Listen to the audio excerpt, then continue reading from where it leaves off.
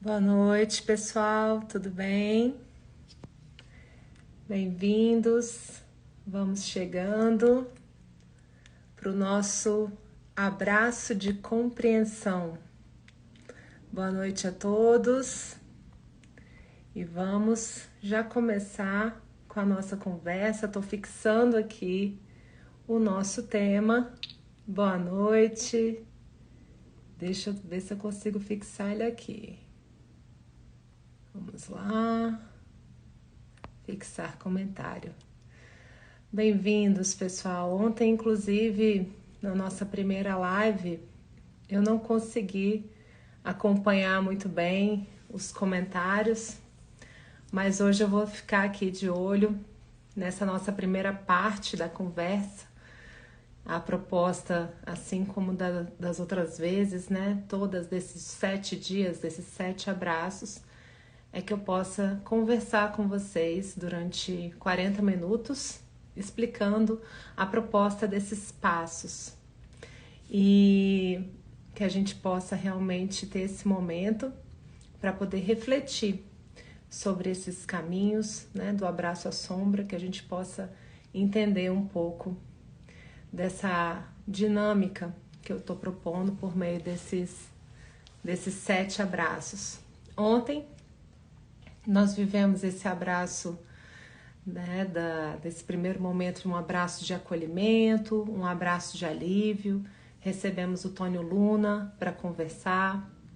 Hoje nós vamos ter o nosso abraço de compreensão e no trecho final a gente vai receber o Andrei Moreira, que é um médico homeopata, constelador, escritor, palestrante. É um querido amigo, uma pessoa super competente que vai estar conosco nesta noite. E ele vai entrar no finalzinho. A gente vai começar agora batendo esse papo entre nós. Daqui a pouquinho eu vou olhar os comentários para ver se a gente tem algo aí que eu possa verificar do que vocês estão trazendo. Mas no primeiro momento eu vou deixar correndo aí um pouquinho para que vocês possam conversar e trocando ideias. E a princípio eu vou falando aqui, depois eu vou dar uma olhada no que vocês estão colocando, tá bom? Com relação a esse abraço de compreensão, qual é a proposta desse segundo passo desse caminho terapêutico do abraço à sombra? Nesse segundo passo, depois do que a gente viveu ontem, que é esse abraço de alívio, é um momento onde a gente se coloca num lugar de realmente abraçar e acalmar essas dores em nós e dar vazão, aliviar esse caminho e a forma como a gente vem se sentindo. Nesse segundo momento, depois que a nossa criança ferida já começou a respirar junto, que já houve esse encontro que o Tônio comentou ontem, de coração com coração, em que houve já um momento ali de apaziguamento e que ela já se sentiu vista, né? Que ela já se sentiu acolhida. Hoje a gente vai olhar um pouco mais para essa criança e a gente vai olhar de uma maneira muito nova e uma maneira que nós resistimos fazer, que é uma maneira de validar o grito, validar a dor, validar o sofrimento, validar o choro, validar a sombra. E por que ninguém quer validar? Nós temos um conjunto de valores, nós temos um conjunto de códigos de comportamento em que a gente não olha para esses lados em nós, a gente prefere falar, não, eu não tenho isso, eu não tenho essa sombra, na verdade eu preciso passar logo batido por isso para poder me recuperar, para poder fazer algo bom. Isso tudo tem sentido, isso é importante sim. Porém, quando a gente está lidando com a sombra, quando a gente está lidando com as crianças feridas em nós, com essas dores, elas normalmente por trás trazem uma necessidade não atendida. Vou dar um exemplo simples. Imagina que essa criança ferida está reclamando que não se sentiu vista, não se sentiu olhada. numa relação, por exemplo, de casal ou com um adulto, né? Tá ali lidando com aquela relação de casal, mas a criança ferida lá no fundo tá presa em algum movimento lá atrás, tá presa em alguma circunstância de trauma.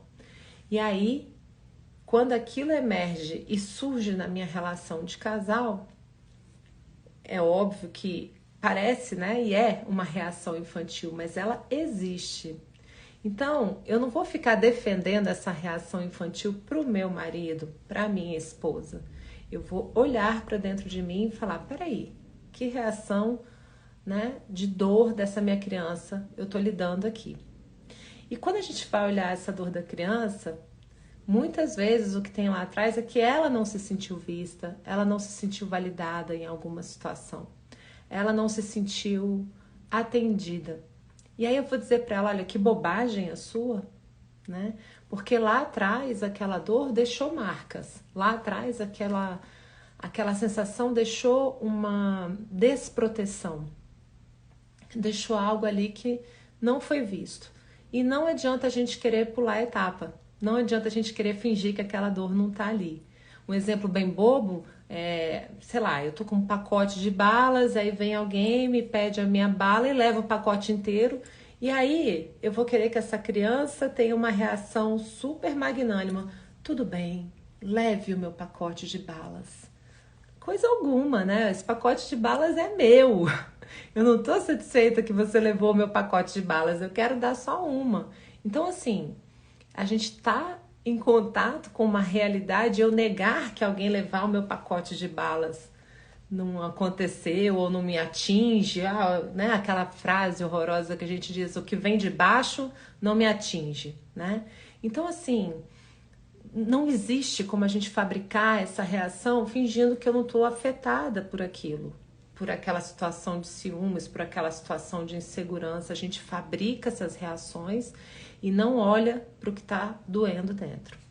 E muitas vezes a gente faz isso porque a gente não quer passar recibo mesmo, né? De que a gente tem aquela fragilidade e a gente fica se colocando sobre essas reações que estão lá dentro. Só que essa conta, ela vai ser cobrada em algum momento, eu vou precisar olhar. Não quer dizer que eu vou me submeter às exigências dessa dor. Eu olho para ela. A minha proposta é que a gente olhe e admita que isso tá ali, né?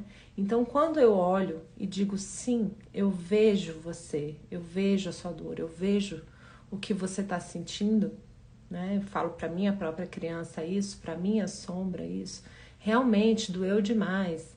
Ou, por exemplo, quando vocês têm um sonho, nós temos, né?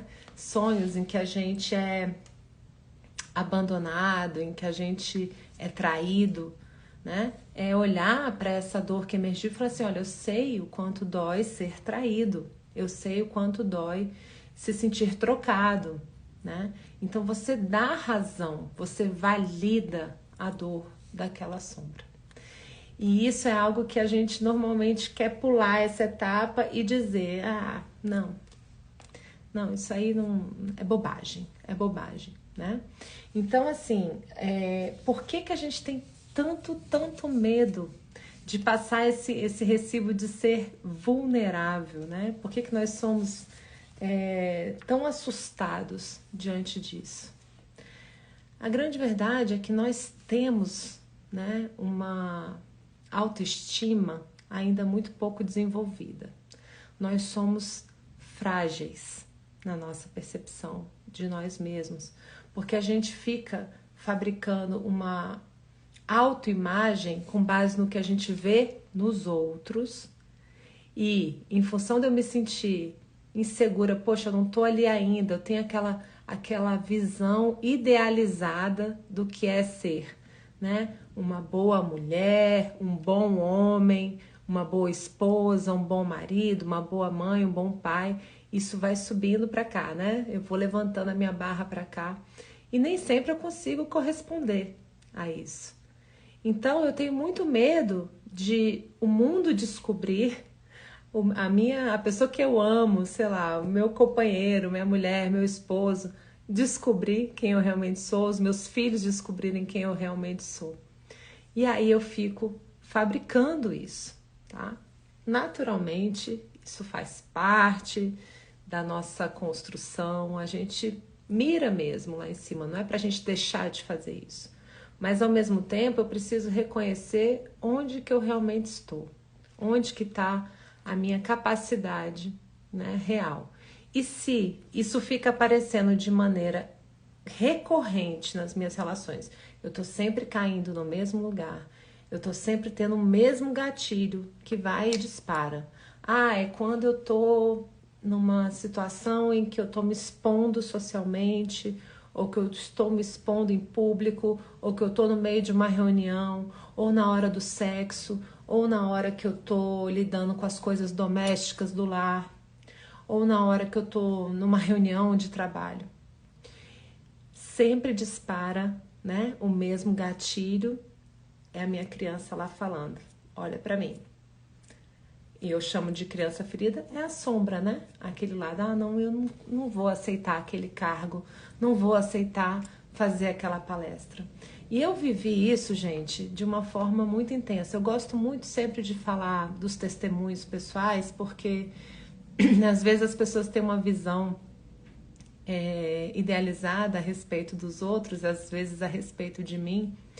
E eu tive uma longa caminhada para conseguir me expor publicamente. Eu tinha dores de cabeça, eu tinha enjoo, eu tinha ânsia de vômito.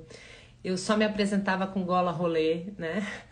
Ontem até eu brinquei que eu ainda fico muito vermelha. Eu falo, gente, então tá, né? É o que tem para hoje, eu sou assim, né? A questão não é sobre não ter medo de fazer algo, a questão é ter medo e ir mesmo assim, e ter coragem de ir fazer aquilo que eu acredito, aquilo que eu gosto. Mas a verdade é que quando eu estava avaliando lá atrás, poxa, isso está me incomodando, porque é natural ter um certo medo, mas poxa, passar mal, ficar enjoado, ficar desse jeito, eu falei, tem algo aí, né?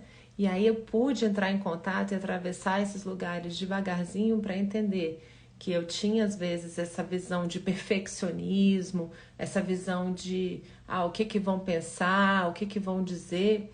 E isso tinha a ver com uma história minha lá de trás.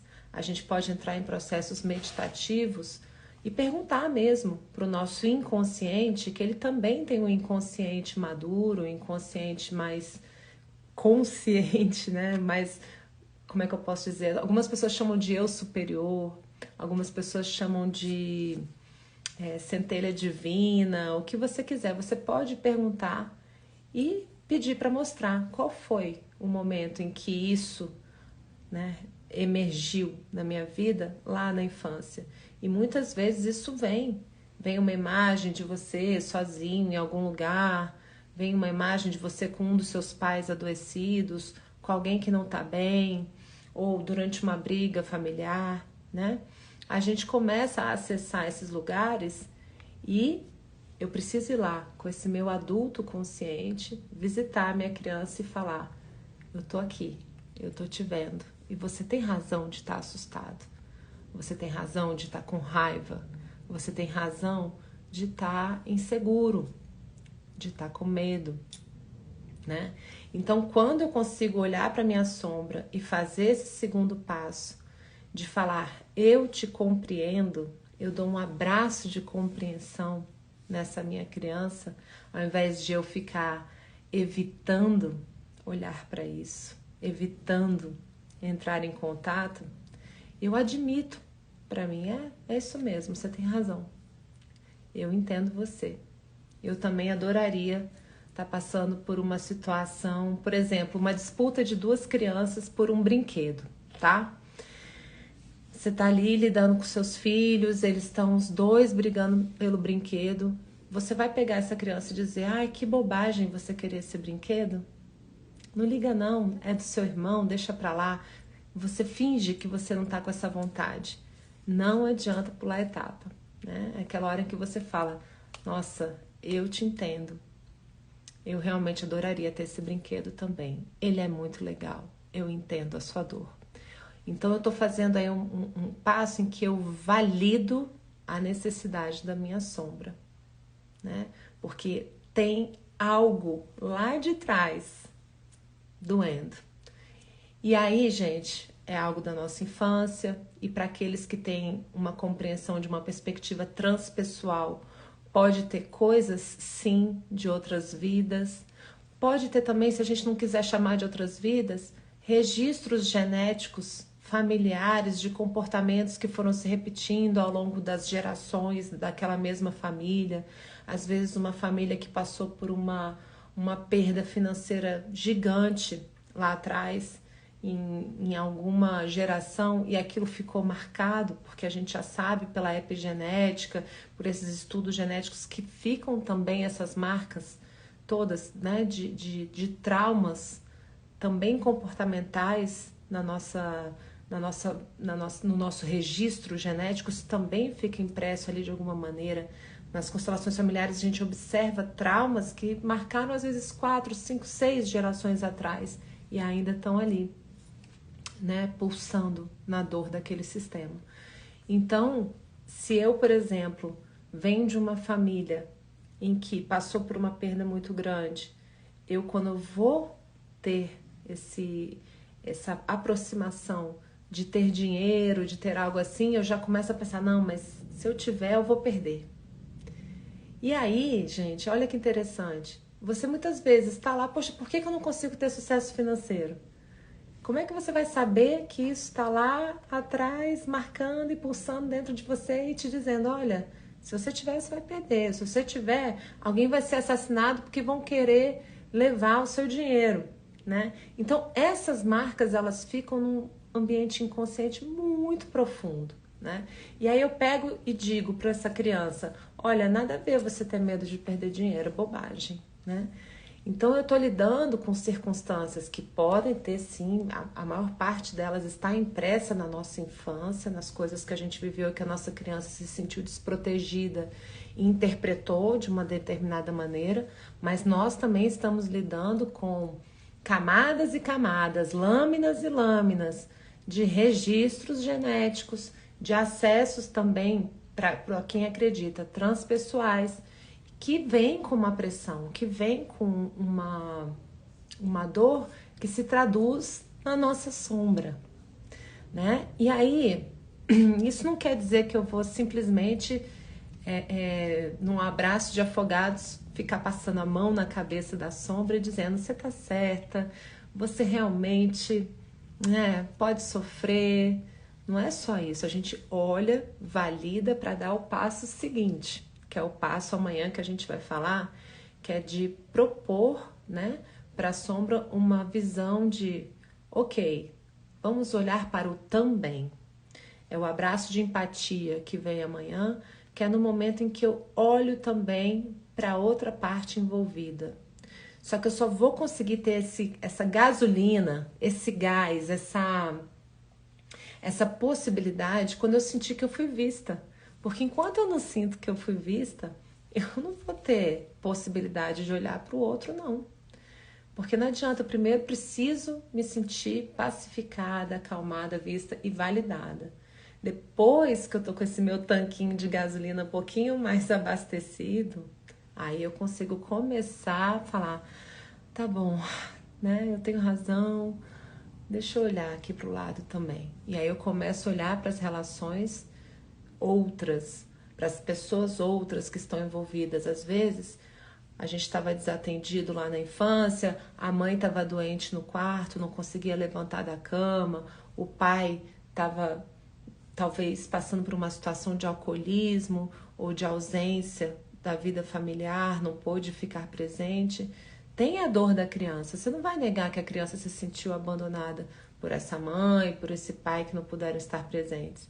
Só que o adulto em nós tem condições de olhar para o também, né? Da mamãe e do papai, que estavam, por sua vez, com seus emaranhamentos, com as suas questões, com as suas dores e não puderam estar presentes. Só que esse passo, que é o de amanhã, que a gente vai conversar, que é esse abraço de empatia, ele não se completa enquanto essa criança não for vista, enquanto a gente não olhar e falar assim, eu vejo sua dor, eu valido o seu sentimento, eu sinto o que você está sentindo, você tem razão. Eu primeiro preciso olhar para a minha vulnerabilidade. Eu primeiro preciso olhar para a minha dor. Então, ontem, nesse primeiro abraço, em que a gente pôde aliviar e respirar junto, e coração com coração, com poucas palavras, né? Nesse segundo momento, eu já faço uma proposta, né, de compreender a minha dor, a dor da minha sombra, tá? Eu vou dar uma olhadinha como que estão os comentários de vocês aqui, porque ontem eu tava tão nervosa, começando tudo aqui, e eu não pude olhar com calma. Então tem o pessoal todo dando oi, muita gente entrando. Vamos seguindo aqui então. Boa noite, pessoal, a todos que estão aí presentes. A gente vê também essas questões, algumas pessoas aqui comentaram as questões do trauma. A questão do trauma, quando a gente pede, né, para olhar para nossa sombra e vem um trauma, né? O trauma muitas vezes se traduz como um congelamento, a gente fica congelado naquela situação. E quando a gente está congelado naquela situação, a gente tende a não querer olhar para este também que surge, que é o que a gente vai conversar amanhã. Nesse momento, nesse estágio desse segundo abraço, eu preciso olhar para essa minha criança que está no trauma e dizer: eu vejo o quanto foi doloroso para você passar por isso, por isso, por isso. Eu tô aqui. Ainda é um movimento muito de alívio, ainda é um movimento muito de acolhimento, de abraçar e de falar: olha, tá tudo bem, sabe? Muitas vezes eu falo que nesse estágio a gente oferece, sabe, um cobertor quentinho para nossa criança, para nossa sombra, ou a gente pega uma caneca de chocolate quente, dentro de uma visualização, tá, gente? No momento que eu tô ali já abraçada, eu falo: olha, eu tô vendo, vamos nos acalmar, né? Porque é algo que realmente mobiliza muito a nossa situação de emocional, e não adianta essa criança em nós, enquanto ela não se sentir vista e validada, ela vai fazer birra, ela vai bater pé, ela vai querer cobrar essa conta, tá? E muitas vezes, quando a gente vive uma história, por exemplo, religiosa, uma experiência desse código moral de dizer o que é certo, o que é errado, e que é super importante para todos nós, né? Tem muitas vezes uma repressão, né? No sentido de dizer assim: não chore, não se lamente, não se entregue, né, para você ficar reclamando. E eu acho que isso tudo tem o seu lugar, isso tudo é importante, isso tudo é válido, mas eu estou falando aqui de um movimento terapêutico mais profundo, de um movimento terapêutico que vai admitir para si mesmo qual é a sua realidade. É um movimento em que a gente precisa entrar em contato justamente com isso. Eu não preciso fazer isso publicamente, eu não preciso fazer isso às vistas, por exemplo, da minha relação de casamento com os meus filhos. Eu não vou me expor para eles. Eu estou falando que essa é uma lida interior, é um diálogo interior que eu estabeleço comigo mesmo. Então, quando eu tenho o contato com a minha criança ferida e com esse meu eu maduro, eu brilhante, eu superior, o que vocês quiserem chamar, sou eu acolhendo essa minha criança. Na vida adulta, a gente já consegue fazer isso durante a primeira fase da vida, na nossa infância, na nossa adolescência. A gente não vai estar com esse gás todo para isso, lógico. Eu acho que isso é uma coisa que acaba ocorrendo naturalmente a partir, sei lá, dos 30 anos em diante, mais, com mais gás e mais, né, vontade mesmo dos 35.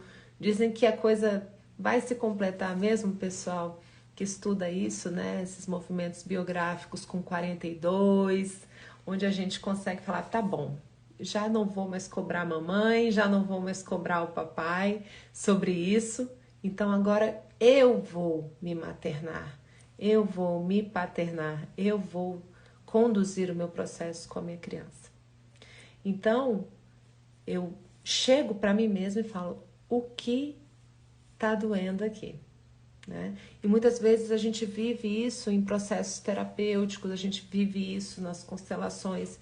Quando nas constelações a gente faz movimentos, por exemplo, da gente entrar em contato com algum excluído, é fundamental poder chorar. Por exemplo, com pais que passaram pela escolha de ter feito um aborto, quando eles vão olhar para esse filho que morreu, seja um aborto espontâneo, seja um aborto provocado, ou seja um filhinho que faleceu depois de nascido, é sempre muito importante olhar para essa criança e chorar junto. Nas constelações isso acontece demais. É aquele momento em que você admite e você olha para aquela dor. E que você pode dizer, que pena, né? Que dor, eu queria você aqui, né? E que você deixa escoar aquele sentimento e que você pode, por exemplo, no caso de um término de uma relação, um dos movimentos que a gente faz também é colocar esses casais, né, um de frente para o outro e poder dizer, que pena que não deu certo, que pena que terminou assim. Né? Então tem um momento em que a gente precisa reconhecer o nosso luto, não dá pra gente pular essa etapa. E aí, depois que a gente faz isso, é muito mais fácil quando um reconhece a dor do outro, se olhar e poder dizer, o também, foi incrível também. Tivemos uma grande aventura juntos, tivemos um grande aprendizado juntos. E aí vem um terceiro passo que vai se completando a cada movimento que eu dou, que é poder dizer obrigada pelo tempo que vivemos juntos. O que eu quero hoje deixar muito claro para todos que estiverem aqui assistindo, que esse abraço de compreensão, esse abraço de validar a nossa vulnerabilidade, a nossa dor, que pode parecer tão tolo para tanta gente, pode parecer tão bobo. Ele é o que mais garante esse oxigênio, essa gasolina, esse tanquinho cheio, para que a gente possa ter força de olhar para o outro. Porque eu gosto muito de usar, né, a expressão de Jesus quando ele fala assim, ao próximo como a ti mesmo. O como a ti mesmo, ele vem depois na frase. Mas veja bem, ele está convocando você a fazer algo que você faria com você mesmo. Então, se você quer amar o próximo, o como a ti mesmo, ele está pressuposto aí nessa frase, né? Como a ti mesmo, ama o próximo. Quanto mais eu me amo, quanto mais eu me trato com essa generosidade, com esse alto amor, mais o meu copo se plenifica disso e transborda esse amor no olhar para o outro. Ao mesmo tempo, se eu sou exigente, dura, cobradora, não me escuto, ignoro as minhas dores, você acha que eu vou olhar para o outro como? Eu olho para o outro da mesma medida, da mesma régua que eu coloco para mim. Eu trato o outro com a mesma dureza, com a mesma rudeza, com a mesma crítica.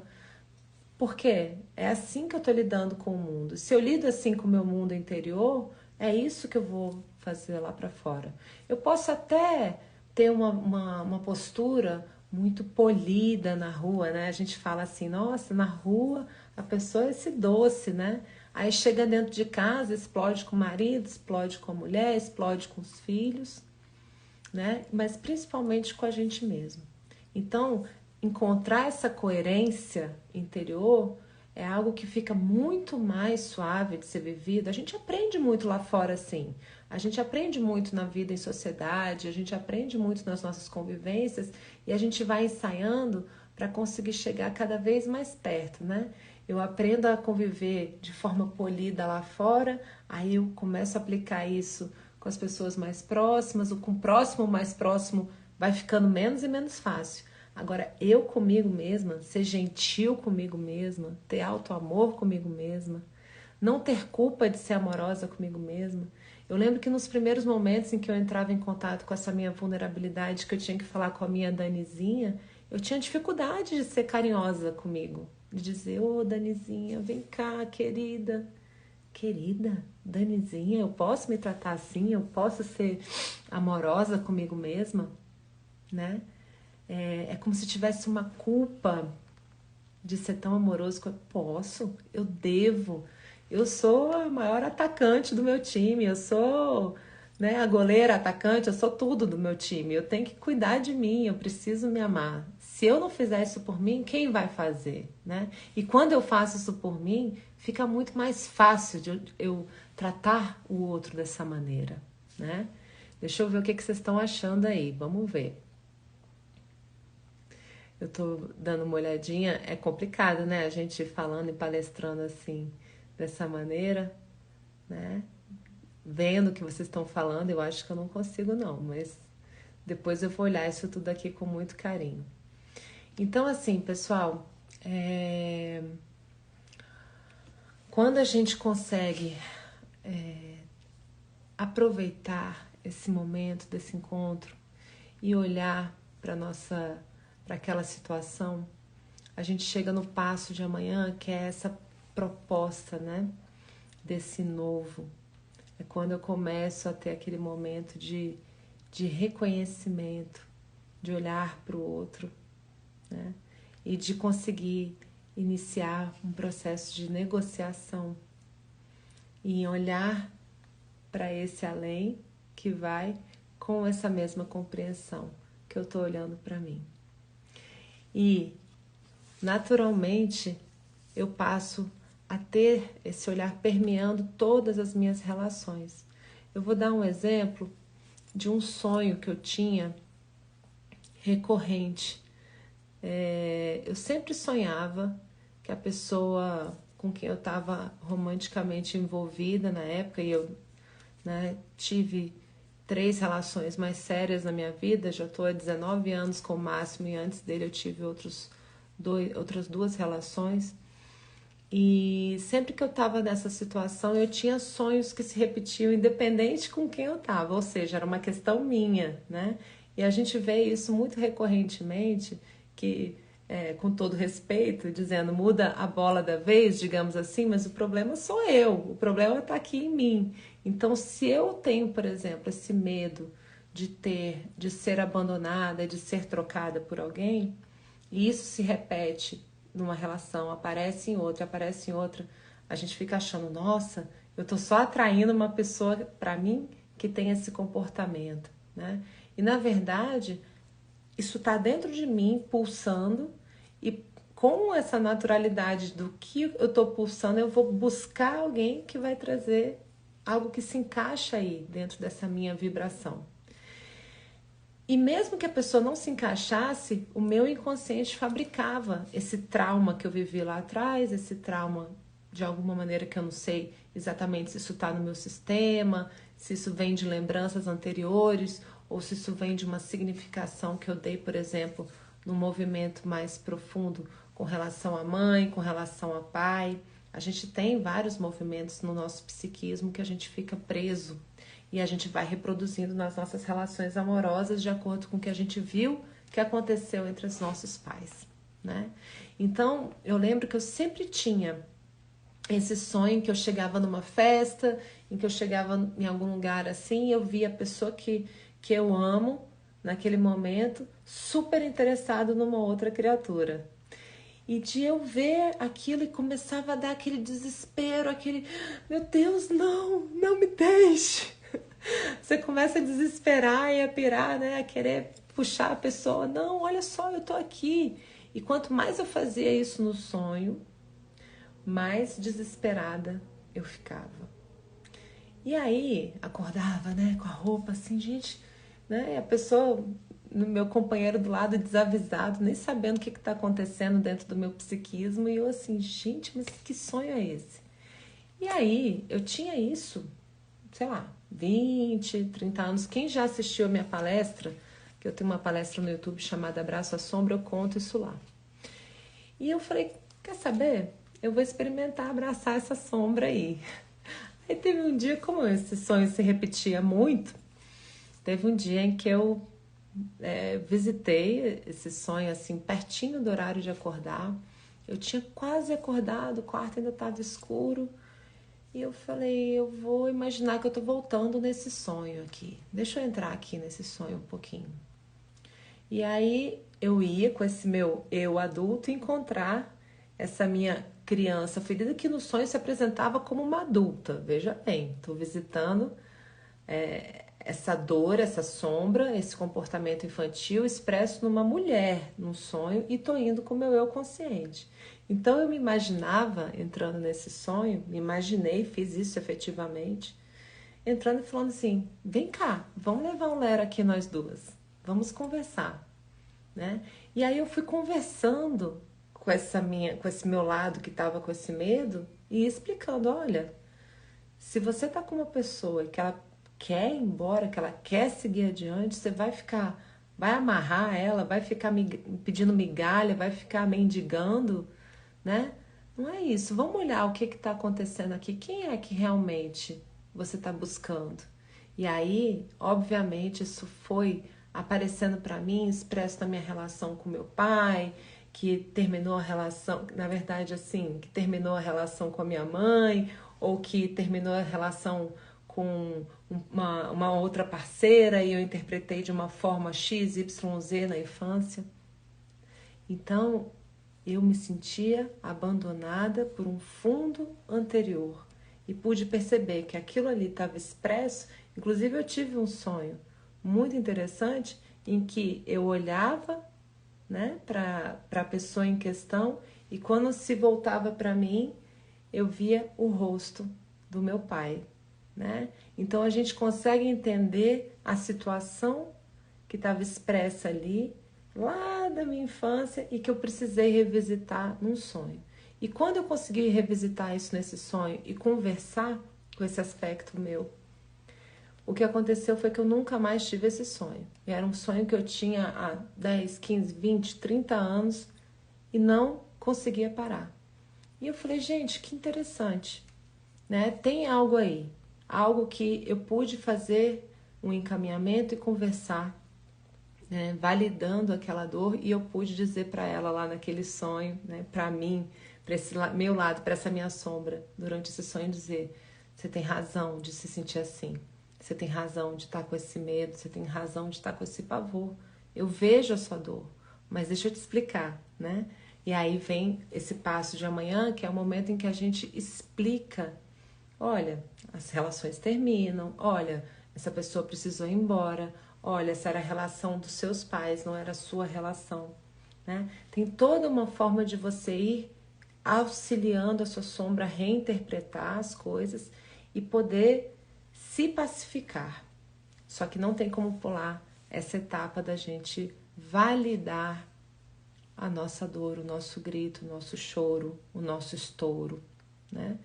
Então, assim, eu sei que é desagradável para muita gente, pode ser algo que é vergonhoso, mas ninguém precisa saber dos seus processos. Você pode ir vivendo isso. Por exemplo, eu fazia isso escrevendo e conversando comigo mesma e entendendo a naturalidade da minha dor, do meu processo, para que eu pudesse estar mais pronta e mais tranquila e mais conciliada para poder ir para o passo seguinte, que é a empatia com os demais, com quem está envolvido, com quem precisou ir embora, às vezes o pai que não pôde ficar.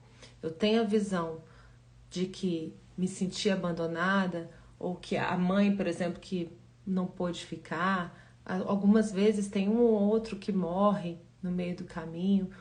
Tem ainda as questões de quem dá o filho em adoção. Eu consigo olhar para essas situações, mas ver também o amor que estava ali.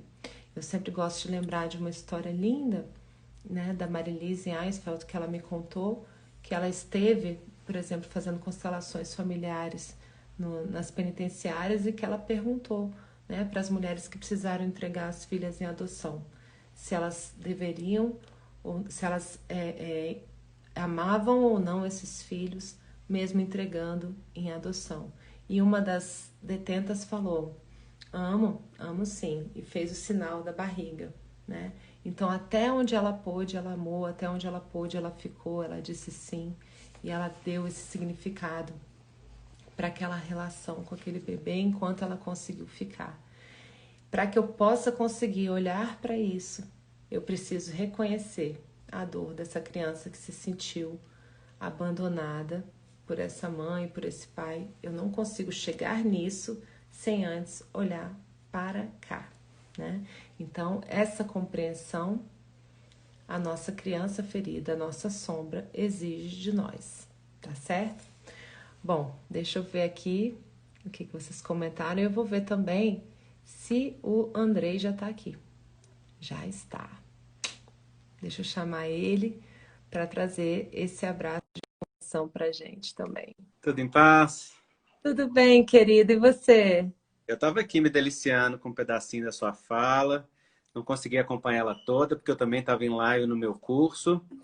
Ai, eu imagino. Exercitando um abraço à compreensão, à realidade como ela é, porque o streaming do YouTube me fez o favor de cair 2 vezes hoje. Eu falei, oh Jura? meu Deus, é dia de prova, É dia de compreensão, né, é Andrei? dia de muita compreensão. Eu desliguei aqui os comentários para que o pessoal possa te ver. Quero te agradecer Obrigado. muito. Eu acabei me empolgando e falando demais, não fiz uma introdução a você, mas você é uma Tava pessoa. delícia, ó. Eu tava ouvindo você contar aí do seu sonho e dessa Ah, situação, né, do revisitar a infância através da compreensão. Eu lembrei de uma experiência muito impactante e forte que eu tive recentemente.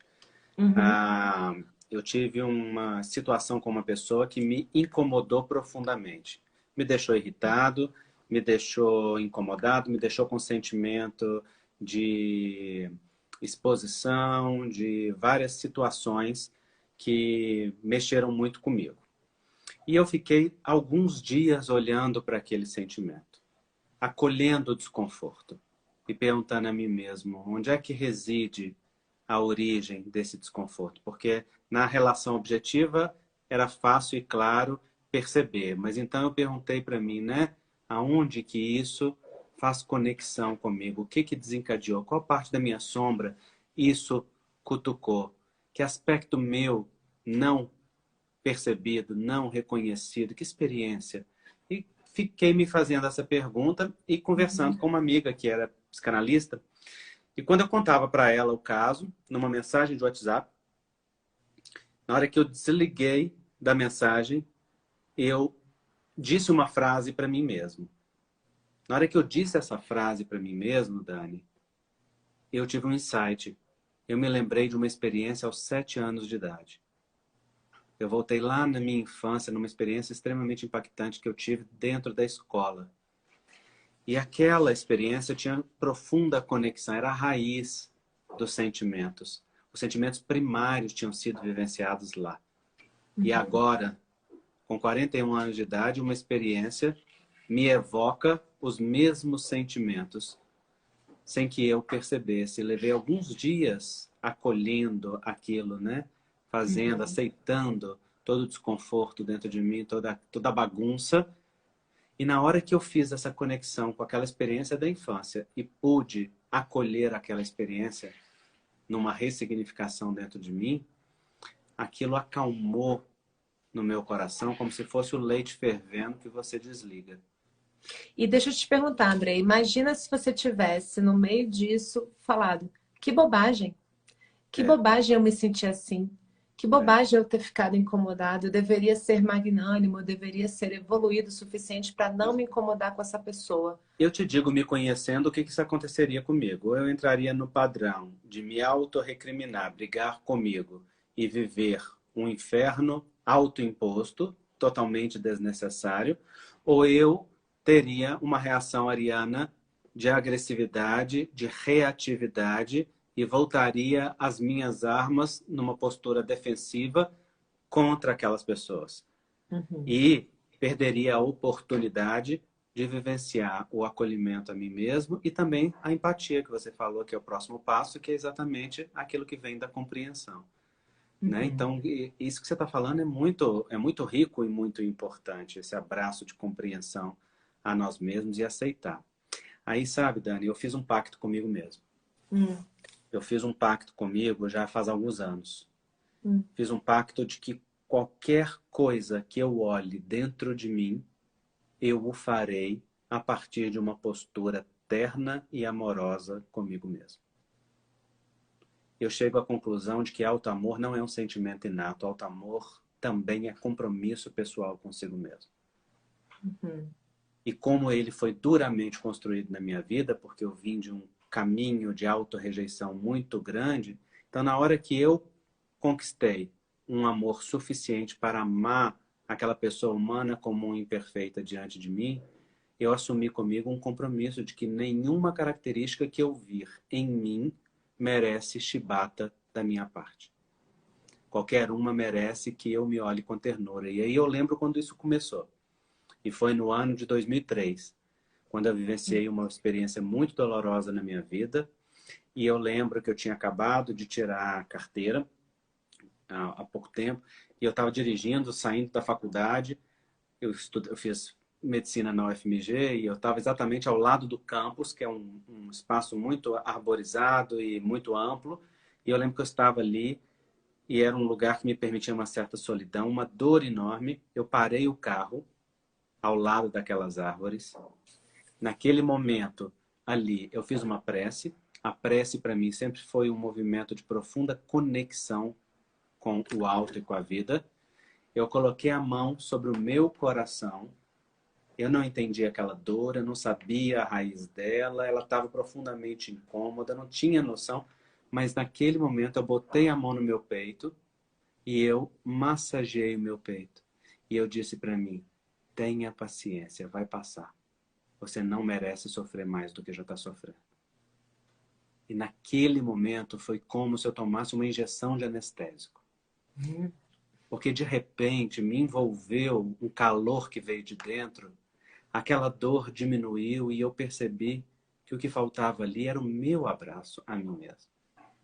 Era o meu próprio compromisso comigo para poder olhar, porque aquela situação era verdadeiramente desafiadora, estava além, inclusive, da minha competência naquele momento para elaborar. Eu levei alguns anos para elaborar aquela experiência. No entanto, eu não merecia agravar a minha dor, agravar o meu desconforto, agravar o meu conflito, botando sal na ferida, jogando vinagre naquilo que já estava aberto. A Muito pelo gente se, contrário. a gente se maltrata muito, né, André? E assim, eu imagino que tenham muitas pessoas que estão nos assistindo, que podem vir a nos assistir e que realmente se maltratam muito, que a chibata tá na mão o tempo inteiro, É. né? E que fica se autopunindo, quando sente qualquer coisa, fica com vergonha, sente uma culpa imensa. E aí é muito interessante a gente falar dessa culpa, Andrei, porque assim, às vezes a culpa, quando ela está muito presente, a gente alimenta ela demais com essa chibata, ela vira como se fosse um parceiro, né? Ali a gente vira um álibi para a gente não fazer nada novo. Ah, tudo que eu faço é ruim mesmo, tudo que eu faço não presta, e aí eu não quero ir para algo novo, eu fico ali me retroalimentando dentro daquela culpa e fico me fazendo mal e mal e mal. O que que você tem a dizer para essas pessoas que estão se maltratando tanto, que não conseguem abraçar essa sombra e esses seus aindas? Olha, não tem pessoa que não consegue abraçar sua sombra. Tem a pessoa que ainda não decidiu abraçar sua sombra. Não consigo, em linguagem terapêutica, significa ainda não me decidi por isso. Não consigo é a defesa que a gente usa para não fazer o movimento. Uhum, Porque eu posso até não saber fazer e não ter ainda os recursos em mim para não fazer, Dani, mas no momento que eu decido, eu vou em busca de quem sabe aonde que tem para me ofertar. uhum. Eu peço ajuda. Eu pergunto quem já fez, qual que é o caminho. Quem tem o recurso, como é que me socorre aqui? Quem pode me... Sabe? São muito raras as circunstâncias em que a pessoa não tem nem força para fazer isso. E nessas circunstâncias, claro, os outros precisam fazer por ela. Mas quando nós estamos nessa situação de paralisia pela culpa, a gente precisa lembrar que a culpa pode ter dois caminhos. o caminho do remorso e o caminho do arrependimento. O remorso é orgulhoso. E a gente pega a chibata porque a gente não poderia ter feito aquilo, não pode sentir daquele jeito, então eu mereço ou ser punido, ou sofrer, ou viver a angústia daquela situação. Então a chibata fica se autopunindo por vivenciar aquilo.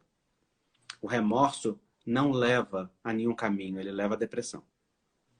No entanto, o arrependimento é humilde, o arrependimento é humano. O arrependimento olha para a experiência e diz assim: sim, doeu, sim, eu não compreendo, sim, ainda é difícil de integrar, sim, é minha responsabilidade, sim, eu errei, sim, poderia ter sido diferente.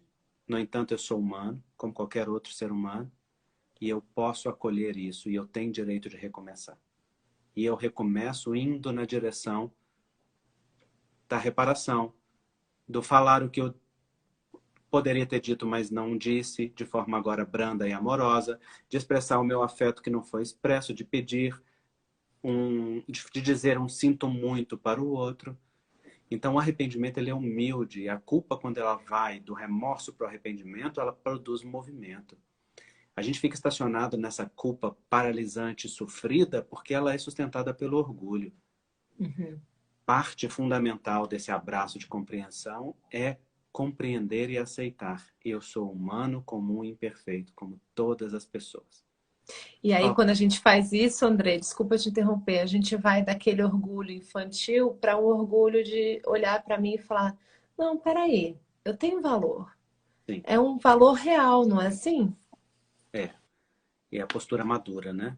Então, a vida adulta, a relação de casal entre adultos, a relação com o mundo de adultos requer pessoas que se comportem com a habilidade afetiva e social de assumir responsabilidades e de gerir as suas próprias emoções. Uhum. Então, se nós estamos inábeis nisso, nós estamos fixados numa necessidade infantil e precisamos migrar para a postura autônoma que assume a realidade, que a encara, que se empodera dos processos e das possibilidades de transformação nela. Por isso que essa postura, né, do eu me acolho humano imperfeito e sim, eu assumo o que é meu, é muito grandiosa. Porque Uhum. ela diz, eu assumo aquilo que é a minha responsabilidade, as possibilidades. Eu tomo para mim aquilo que são as possibilidades que estão implícitas aqui nessa circunstância. E André, você já utilizou recursos como visualizações, por exemplo, você com seu Andreizinho, você teve muitos encontros com seu menino? Uso todo dia, na verdade, né? Porque eu faço prece e faço visualização criativa como um recurso de centramento contínuo dentro do meu processo de autoconhecimento. Mas muitas vezes, para ressignificar uma experiência, para acolher a minha criança, eu tive que fazer, e não eu tive, eu me dei a oportunidade, o presente de fazer e utilizar esse recurso, né? Inclusive lá Uhum, no meu site, andreimoreira.com, para quem quiser recurso nisso, tem 6 visualizações criativas disponíveis lá, né? Que uhum. é exatamente para isso. Você tem também, Dani. Então, assim, eu acho que as pessoas precisam acessar esse recurso poderoso de poder Fala conversar dessas aqui. visualizações que estão no seu site, Andrei. Fala pra gente. Eu quero que No meu todo mundo te site visite. tem meu site é andreimoreira.com, tem uma visualização de autoproteção, que é a visualização da cerca, que eu no meu curso online, por exemplo, eu começo toda live com essa meditação, porque ela Uhum. produz um profundo centramento e conexão com a nossa individualidade.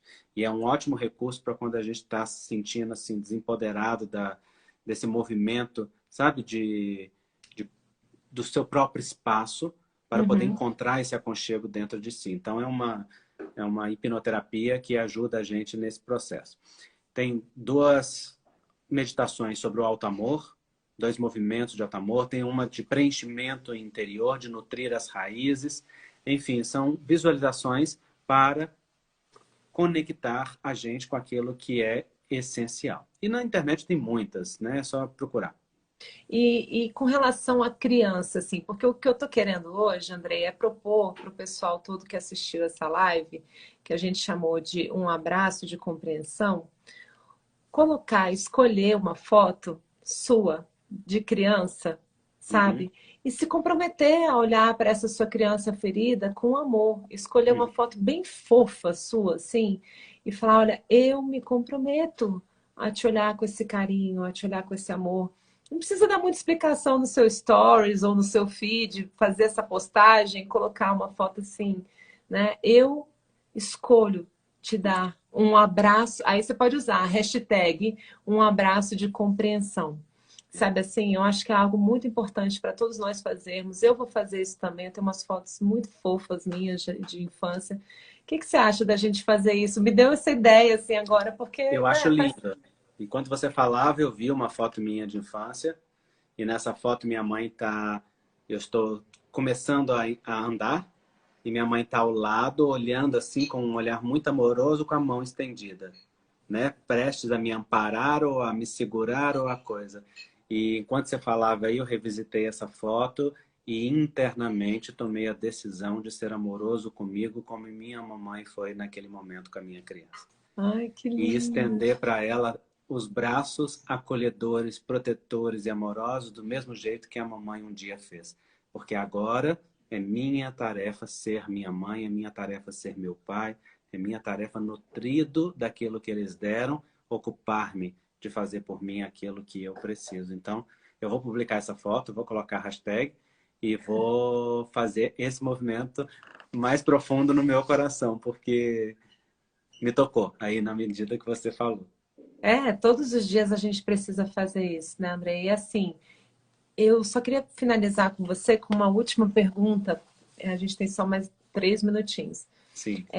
Essa parte em nós que materna e paterna a nossa própria criança, eu chamo Uhum. de eu maduro, eu brilhante, eu superior.